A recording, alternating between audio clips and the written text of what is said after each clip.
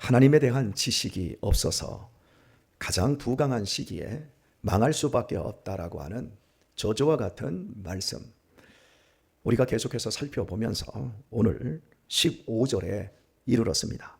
이스라엘아, 너는 행음하여도 유다는 죄를 범치 말아야 할 것이라 권면합니다. 여기서 이스라엘은 우리가 알고 있는 이스라엘 전체를 의미하지 않고 이스라엘이 분열되었던 시기에 북쪽의 이스라엘을 의미합니다. 그리고 유다는 이 분열 왕국 시기에 다윗 왕을 중심으로 해서 두 지파가 남쪽 지방에 자리를 잡은 이런 나라의 형태, 여기를 유다라고 합니다. 북이스라엘은 722년 예수님이 오시기 전에 아수르에 의해서 멸망을 당합니다. 지금 현재는 한 800년경 이 무렵이 되어집니다. 아래쪽으로 BC는 내려오면서 날짜가 우리가 살고 있는 여기와 근접하다는 걸 여러분 이해하시고 들어야 합니다. 남쪽 유다는 북이스라엘이 멸망한 시점에서 한 150년 지날 무렵 BC 586년에 바벨론에 의해서 멸망을 합니다.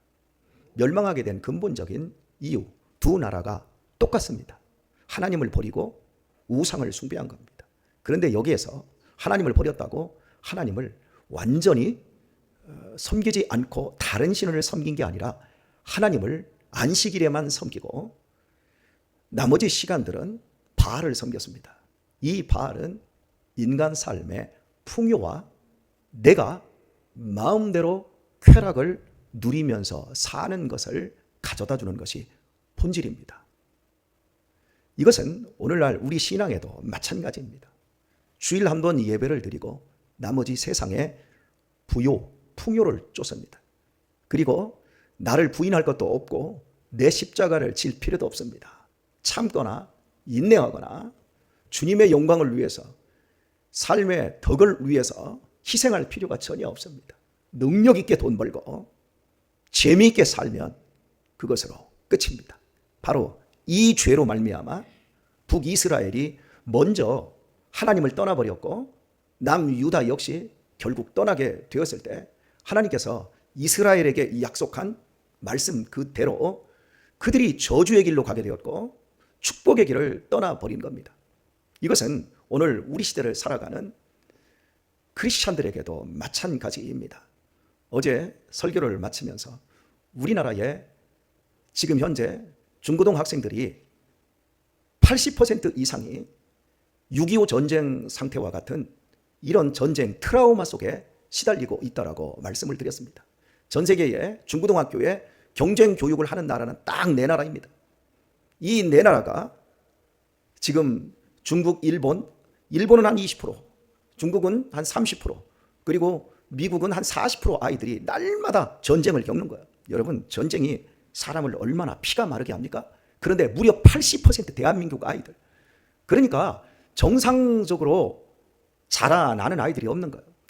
그러니까 데이트 폭력이 그렇게 만연되어 있고 중고등학교 아이들이 선생님을 두들겨 팬다던가 선생님의 얼굴에 침 뱉는 일들. 그런데 나이가 어릴수록 더더욱 이렇게 다음 세대들의 심각한 병리 현상이 더 깊어지고 있는 것. 어린이집 교사들이 아이들을 받아낼 만한 에너지들이, 역량들이 지금 다 고갈되어 가고 있는 겁니다. 이렇게 나라가 망해가고 있다고 하는 걸 제가 정신적인 부분, 사회학적인 부분에서 여러분에게 말씀을 드렸어요. 경제적인 부분은 제가 언급을 하지 않았고 지난주에 제가 경제적인 부분을 좀 언급을 해드렸던 걸로 생각이 되어집니다. 지금 대한민국은 엄청난 위기 속에 있습니다. 아니, 우리의 가정의 현실, 우리의 다음 세대들을 생각해 볼 때도 확연히 드러납니다. 지금 현재 목회 데이터 연구소에서 한 3주 전에 데이터를 밝혀준 것에 보면 전국에 장년 교인이 100명 모이는 교회에 평균 청년들이 30명 모인답니다. 1000명 모이는 교회에 청년들이 예배 인원이 30명이에요.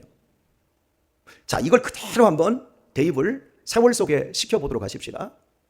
청년들이 결국 20대의 청년들이 50대가 되면 지금 현재 50대가 80이 되고 60대가 90이 되고 70대가 지금 현재 이제 100세가 되어집니다. 한국교회 지금 현재 일하는 주류층들과 가장 많은 층이 60에서 80입니다.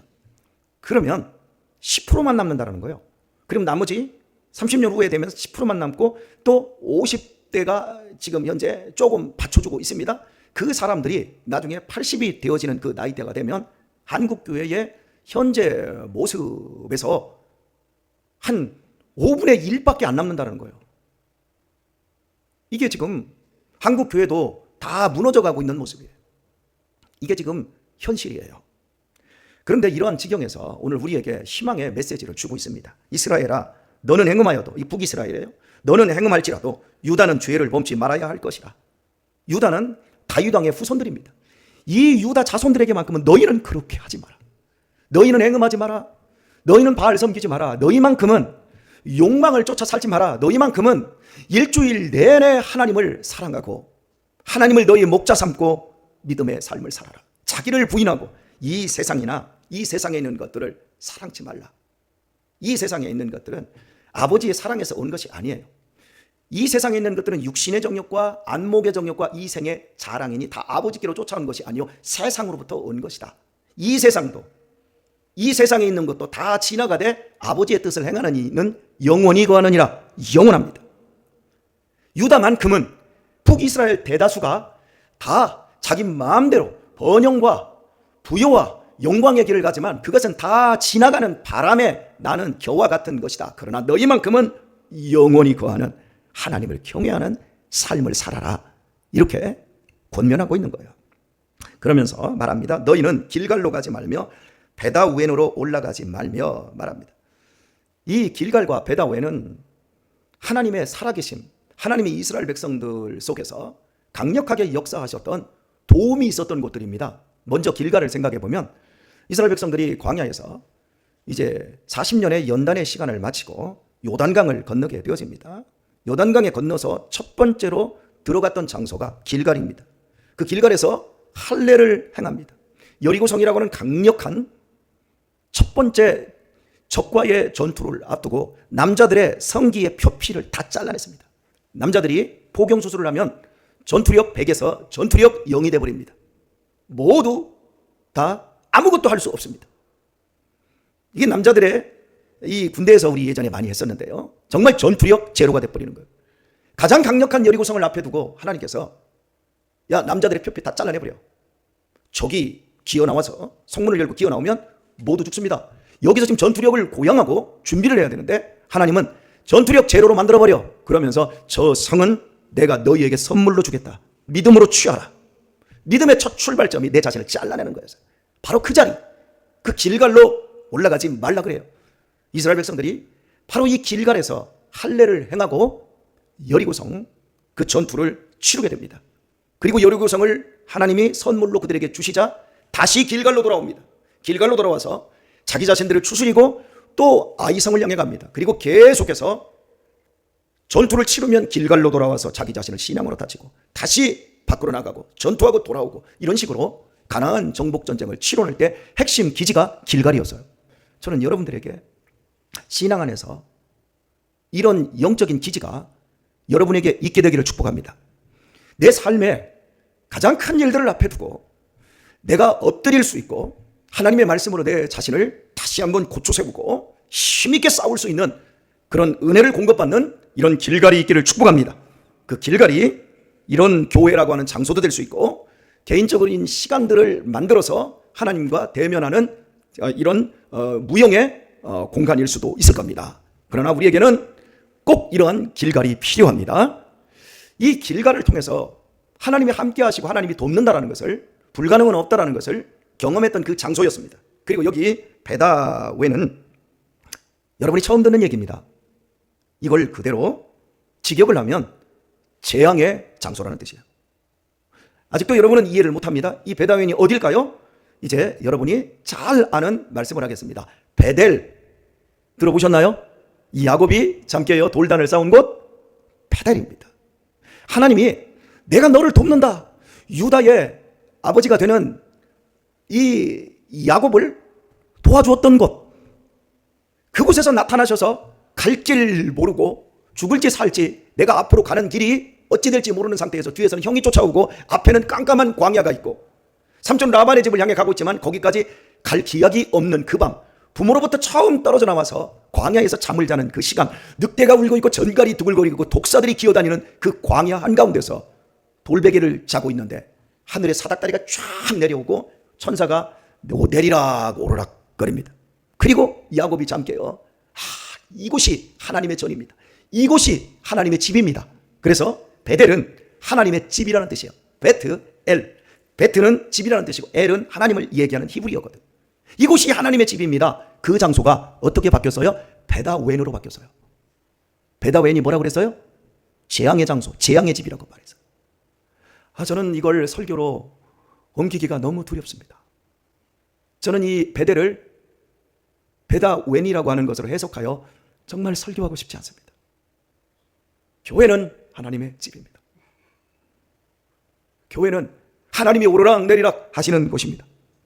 그런데 제 입으로 목사가 이 하나님이 오르락 내리락 거리는 우리에게 복 주시고자 우리를 지키시고자 우리를 회복시키고자 오르내리는 이 하나님의 집을 제 입으로 베다웬이 되어서 지금은 재앙의 집이 되어서 우리들이 재앙을 받고 우리들이 이곳에서 우리의 자녀들이 재앙을 입는 장소가 되어가고 있다라고 제가 설교하고 있는 이걸 제가 하고 싶지를 않습니다. 저는 어떤 고민거리가 있으면 잠이 오지 않는데요. 1시 50분경에 잠이 딱 깼어요. 오늘 이 설교를 하려니까 가슴이 너무 아픈 거예요. 먹먹해서. 그래서 잠을 못 잤어요. 저는 이 교회 안에서 시험 드는 사람들을 참 많이 봤습니다. 예전에 한때 신앙생활 잘했던 분들이 신앙을 떠나서 너무너무 잘못되어 있는 사람들을 많이 보았습니다. 어떻게?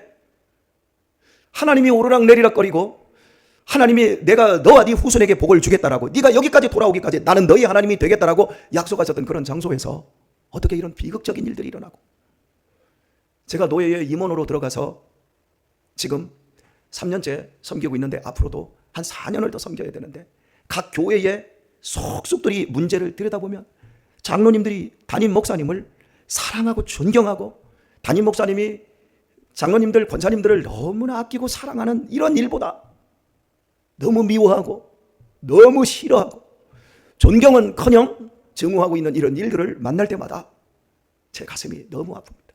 제가 경험하고 있는 교회, 이 교회는 저는 아직도 저에게는 길갈이고 저에게는 아직도 베델입니다. 너무나 감격스럽습니다. 제가 이 세상에서 많은 조직을 만났고 많은 공동체를 만났고 많은 사람들을 만났습니다. 그런데 제가 다 놓고 얘기할 때 이 세상에서 이렇게 아름답고 이렇게 나를 행복하게 해주고 나를 든든하게 해주는 이런 모임을 만나지 못해서요. 저는 지금까지 많은 사람들을 만났지만 우리 교회에서 이렇게 좋은 내 형제들보다 더 나를 아껴주고 나를 챙겨주는 우리 귀하신 우리 성도님들을 만난 적이 없어요. 제가 많은 사람들을 사랑합니다. 목사니까 다 사랑해야죠. 그런데 제 마음속에 제가 담아두고 나보다 더 잘 됐으면 하는 사람들이 여러분이 나보다 더 잘 됐으면 좋고 내 육신의 자식들보다 여러분의 자식들이 잘 되었다는 이야기를 듣는 것이 저한테는 목회적으로 떳떳하고 더 감격스럽습니다. 저는 이런 교회를 경험하고 있는데 너무너무 힘든 교회와 목사님들과 장로님들을 만나게 되어집니다. 사랑하는 교회 여러분, 다 넘어지고 저 북이스라엘이 음행을 행하였어도 유다야 너희는 그러지 말라 이렇게 말했던 것처럼 오늘 이 말씀이 우리들의 말씀으로 들렸으면 좋겠습니다. 이 교회가 길갈이 되어서 여러분을 향하여 하나님이 야 너 길갈로 올라가라, 여러분의 자녀들을 향하여서도 이 교회를 향하여서 이 길갈로 올라가라, 이런 축복의 메시지가 계속해서 이어져도 당당한 교회이었으면 좋겠습니다. 이 교회가 베델이었으면 좋겠습니다. 계속해서 하나님이 오르락 내리락 거리시면서 오늘 이 새벽에 내려오셔서 이 자리에 나온 우리 청년들을 하나님이 축복하여 주시고 나오지도 않다가 오늘 이렇게 나온 우리 강문교 집사님을 축복하여 주시고 할렐루야 이랬으면 좋겠습니다. 그런데 하나님이 이 교회에 사랑이 없고 이 교회에 서로에 대한 소망이 없고 이 교회가 서로에 대한 믿음이 없어서 하나님이 여러분 한 사람 한 사람을 향해서 야 올라가지 마라, 올라가면 니네 죽는다, 재앙받는다, 이렇게 된다는 건 저는 상상할 수도 없어요. 오늘 여기 청년들 나와서 예배하는데 참 제 가슴을 너무 뜨겁게 하고 제 마음에 얼마나 큰 기쁨을 주었던 사건들이 이 교회에 참 많았어요.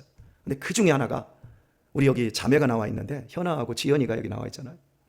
얘네들이 우리 교회 중학교 시절에 이렇게 왔어요. 와서 교사도 하고 참 애들을 많이 썼어요. 그러다가 이 자식들이 교회를 떠나버려서 그때 마음이 얼마나 아프고 얼마나 쓰렸고 얼마나 속상했는지. 제가 니네들 30이 될 때까지 교회 절대 떠나지 마라. 교회만 떠나지 않으면 하나님이 복 주신다. 그 얘기를 그렇게 많이 했는데 떠나버리더라고요. 근데 떠나고 그래도 계속해서 기도하면서 우리 성도님들이 우리 권사님들이 싹 또 가보고 또 개인적으로 연락을 취하게 하시고 이러면서 그 끈을 놓지를 않았어요. 그러다가 저쪽 멀리 평택대학교 쪽에 맥도날드에서 새 모녀가 그 알바를 하면서 학교를 다니고 대학 공부를 한다. 그래서 그냥 가기는 뻘쭘하고 여러분 성도끼리는 교회를 떠나도 잘 이렇게 연결이 되지만 목사는 힘들어요, 여러분. 그리고 우리 성도들이 잘해야 돼요. 여러분 우리 교회 좀 떠나신 분들 있잖아요. 많지는 않아도 떠나도 지금 만나서 여러분끼리는 밥도 먹고 놀잖아요. 우리 강대식 교님도 그죠?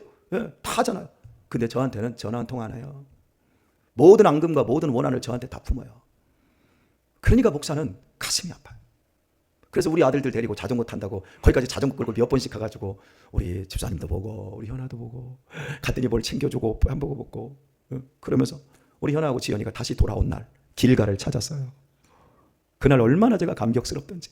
얘들이 아무렇지도 않게 왔어. 아무렇지도 않게 못 온다니까요. 어떻게 아무렇지 않게 와요. 하나님이 하시는 거예요. 놀라운 일이었어. 이곳에서 엘베델의 복을 많이 누리기를 예수님의 이름으로 축원합니다. 오늘의 말씀을 맺겠습니다. 제가 지난주 목요일에 저희 현재 살고 있는 집 월세로 50만 원 주고 살고 있지 않습니까? 그 집을 전세로 바꿨습니다. 뭔 돈이 있어서요. 제가 아무것도 없이 살지 않습니까? 그리고 또 자녀들이 많다 보니까 LH에서 한 1억 7천만 원을 조금 넘는 돈을 아주 저리로 대출을 해주셔서 그 돈을 가지고 전세로 집을 바꿀 수 있었어요. 집을 이제 전세 계약을 하는데 김재정 집사님께서 서류에 우리 수양관에 이제 바로 옆에 집 짓는 김동철 장로님 이거 서류 때문에 도장을 찍어줘야 돼. 제가 서류 하나를 띄워줘야 된다는 것 때문에 오게 되었어요. 그래서 거기서 제가 계약을 하고 있어서 그럼 여기로 와라 해가지고 공인중개사가 왔어요.